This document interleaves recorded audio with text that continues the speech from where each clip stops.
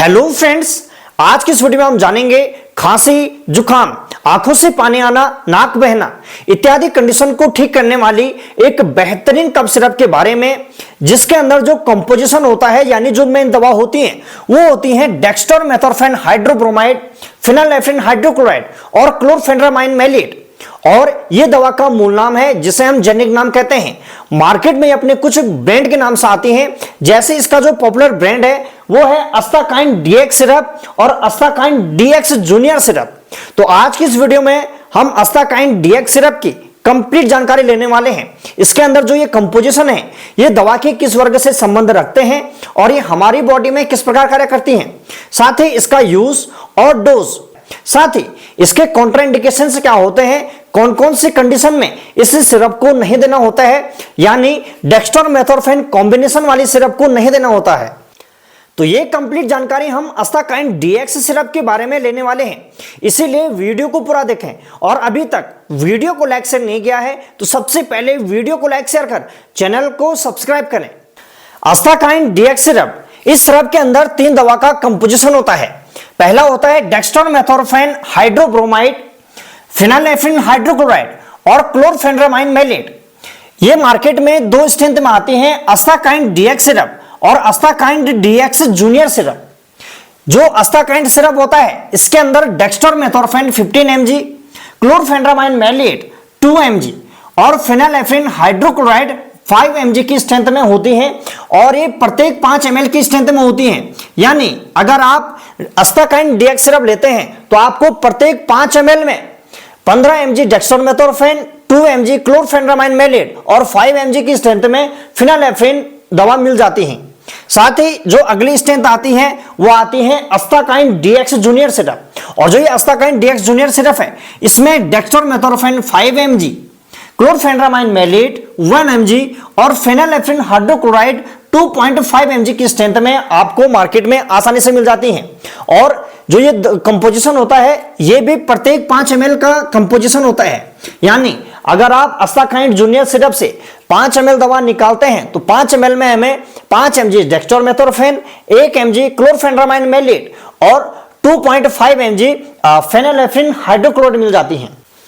तो जो ये अस्ताकाइन सिरप है और जो अस्ताकाइन डीएक्स जूनियर सिरप है, इसके यूज को जानने से पहले सबसे पहले जान लेते हैं इसके अंदर जो कंपोजिशन है ये क्या है और ये दवा के किस वर्ग से संबंध रखते हैं। तो इसके अंदर जो पहला कंपोजिशन है वो है डेक्स्टोमेथोर्फेन। और जो ये डेक्स्टोमेथोर्फेन है ये हमारी मस्तिष्क में उपस्थित जो हमारा कफ सेंटर होता है उस पर कार्य करती हैं। तो ये क्या करते हैं, जो खांसी को नियंत्रित करने वाले जो सिग्नल होते हैं उनको धीमा कर देती हैं, जिस कारण व्यक्ति को खांसी नहीं होती है। तो हमारे मस्तिष्क में जो मेडुला ऑब्लांगाटा होता है तो वहां पे उपस्थित जो ये कफ सेंटर होता है उस पर ये डेक्स्टोमेथोर्फेन दवा कार्य करती है। तो यानी हम कह सकते हैं जो ये डेक्स्टोमेथोर्फेन है ये खांसी को सप्रेस करने का कार्य करती है, ये खांसी को दबा के कार्य करती है। इसीलिए जो ये डेक्स्टोमेथोर्फेन है इसका प्रयोग सूखी खांसी में किया जाता है, यानी ये केवल ड्राई कफ में ही इस दवा का प्रयोग किया जाता है। इसीलिए आपने अक्सर देखा होगा जब भी आपको डॉक्टर कोई भी सूखी खांसी में दवा देते हैं तो उसके अंदर डेक्स्टोमेथोर्फेन होता है। तो डेक्स्टोमेथोर्फेन का प्रयोग सूखी खांसी के लिए किया जाता है, यानी ऐसी खांसी जिसमें म्यूकस नहीं आता है, हमारा बलगम नहीं आता है, तो उस कंडीशन में डेक्स्टोमेथोर्फेन दवा दी जाती है।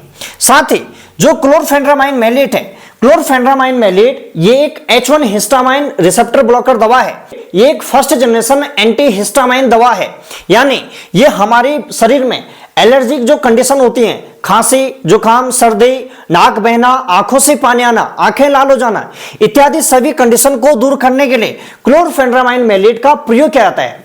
जब हमारी बॉडी में कोई एलर्जन चले जाता है, जैसे धूल, मिट्टी इत्यादि चली जाती हैं, तो हमारी जो मास्ट सेल है वो इसको मारने के लिए अपने अंदर से क्या करती हैं, हिस्टामाइन का स्राव करती हैं। और जब ये हिस्टामाइन अपने रिसेप्टर H1 रिसेप्टर पर बाइंड हो जाती हैं तो ये हमारी बॉडी में सामान्य सर्दी, जुकाम, नाक बहना, आंखों से पानी आना इत्यादि सभी कंडीशन को तैयार कर देती हैं।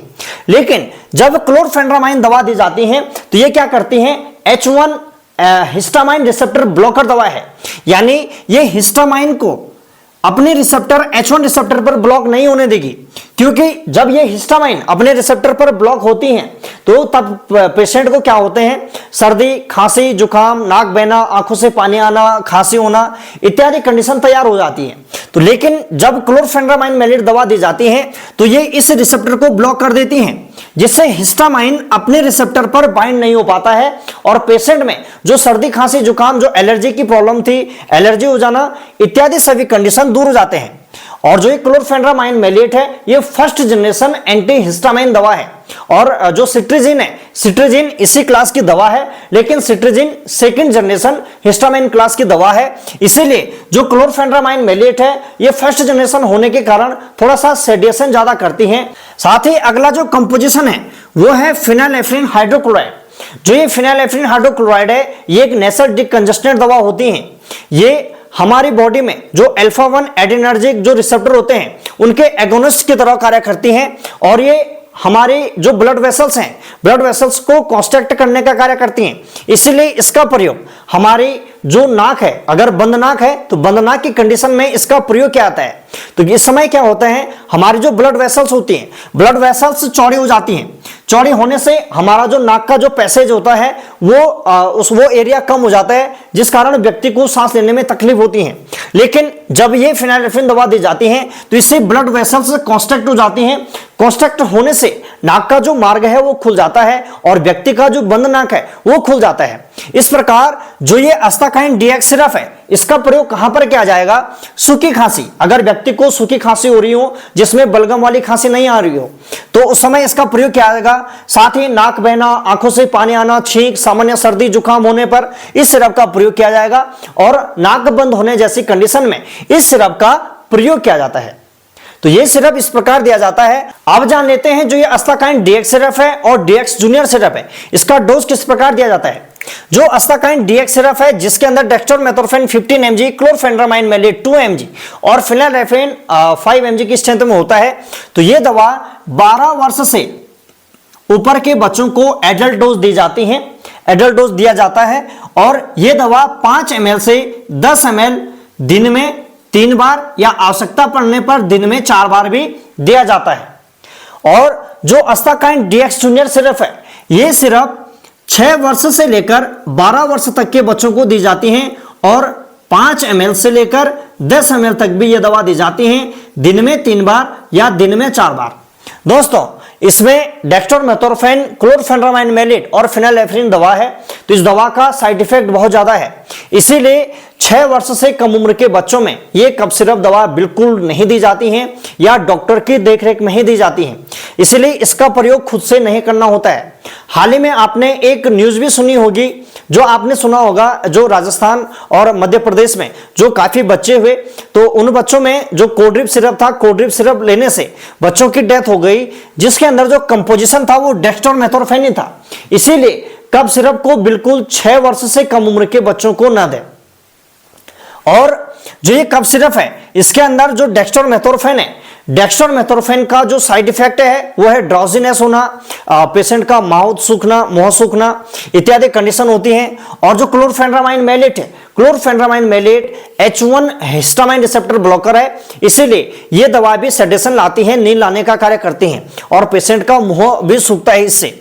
इसीलिए इसका प्रयोग ज्यादा लंबे समय तक या ज्यादा ओवरडोज में नहीं करना होता है।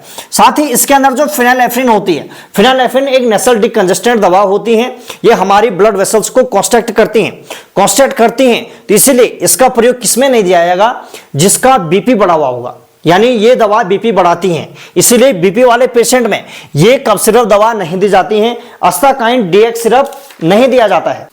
साथ ही इसके अंदर जो फिनाइलेफ्रिन है, फिनाइलेफ्रिन होने के कारण इस दवा को हार्ट पेशेंट में नहीं दिया जाता है, क्योंकि ये हार्ट रेट को बढ़ा सकती हैं और पाल्पिटेशन कर सकते हैं, यानी दिल का धड़कन तेज कर सकते हैं। इसीलिए इसका प्रयोग नहीं किया जाता है, और ग्लूकोमा के केस में भी इसका प्रयोग नहीं किया जाता है। इस दवा का प्रयोग जो एक अस्ताकाइन डीएक्स सिरप है, इसका प्रयोग बलगम वाली खांसी में बिल्कुल नहीं करना होता है। क्योंकि ये सूखी खांसी की दवा होती है जिसमें केवल ड्राई कफ होती है। तो अगर व्यक्ति को ड्राई कफ हो रही हो तो उस कंडीशन में ही इसे यूज किया जाता है, बलगम वाली खांसी में इसका प्रयोग नहीं किया जाता। और इस अस्ताकाइंड सिरप को प्रेगनेंसी और ब्रेस्ट फीडिंग मदर में, यानी जो महिला बच्चों को दूध पिलाती हैं, उनमें भी सेफ नहीं माने जाती हैं या डॉक्टर के देखरेख में ही ज्यादा आवश्यक है तब ये दवा दी जाती है। तो ये कंप्लीट जानकारी थी अस्ताकाइंड डीएक्स सिरप के बारे में। यदि जानकारी अच्छी लगी हो तो वीडियो को लाइक, शेयर और चैनल को सब्सक्राइब करें। आपका अपना YouTube channel PN pharma tips.